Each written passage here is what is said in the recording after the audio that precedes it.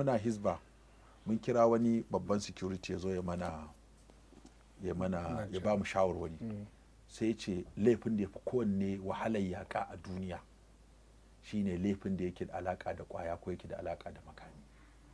Duk inda kaga masu sai da kwaya to suna da ƙarfi kuma suna da kuɗi, kuma dan mutum ɗaya ko biyu ko uku in ya sha gaban su murje shi za su yi, sawa'un gwamna ne, shugaban ƙasa ne, jami'in tsaro, ba wanda zai sha gaban su. Da aka koyi takatsar da su yace sannan masu safaran makamai duk inda ake makamai yace saboda kuɗin da ake samu a harkar makamai da kuɗin da ake samu a cikin kwaya shi yasa duniya ba ta zauna lafiya ba, kuma a haɗe suke kwaya da makami saboda sai an sha kwaya sannan ake iya kisa. Yanzu ka kula duk ƙananan yara da aka ta kashewa kwanan nan da kuma ta'addanci da aka yi ta magana a social media, a can an kashe yarinya, a can an kashe ba yadda za mutum yana cin hankalinsa dokta ya aiwatar da wannan abu, ya ɗauki mutum ya kashe ƙaramin yaro.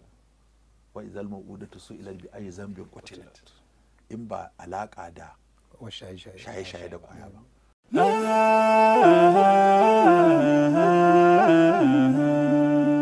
Haske mai leƙa gidan kowa Afirka TV. TV3 tafarkin rayuwa.